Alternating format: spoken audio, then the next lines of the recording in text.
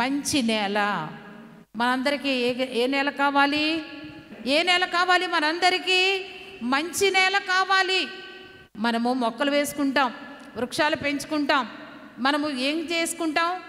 మంచి మట్టి తెచ్చుకొని దానిలో ఉన్న రాళ్ళన్నీ ఏరి పారవేసి మంచి నేలను ఎలా సేద్యం చేసుకుంటామో, ఒక పొలము పండించాలంటే ఆ యొక్క దుక్కు దున్ని ఎలాగైతే మనం పంట పండించుకుంటామో అలాగే మనలో ఉన్న రాళ్ళు ఏరి పారవేయాలంటే మన మనసు దున్నబడాలి.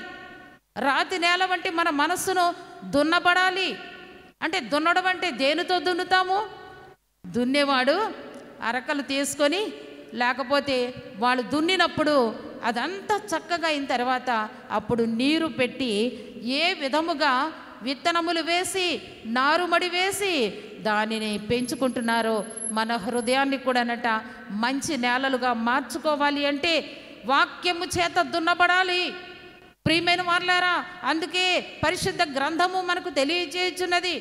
దేవుని వాక్యము ఎలాంటిది అంటే మండుచున్న అగ్ని వంటిది. ఆయన వాక్కు మండుచున్న అగ్ని వంటిదట.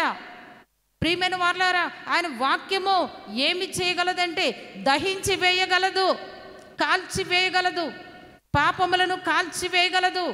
ఆయన రక్తము పాపములను కడిగివేయగలదు, పాపము లేకుండా చేయగలదు. గనుక మన హృదయము దున్నబడాలి. ప్రియమైన వారలారా, మరి ఎలా ఉన్నది ఇప్పుడు ప్రస్తుతము ఆయన సన్నిధిలో కూర్చున్న మనము అందరము కూడా ఈ 4 నేలలకు సంబంధించిన వారముగా ఉన్నామేమో.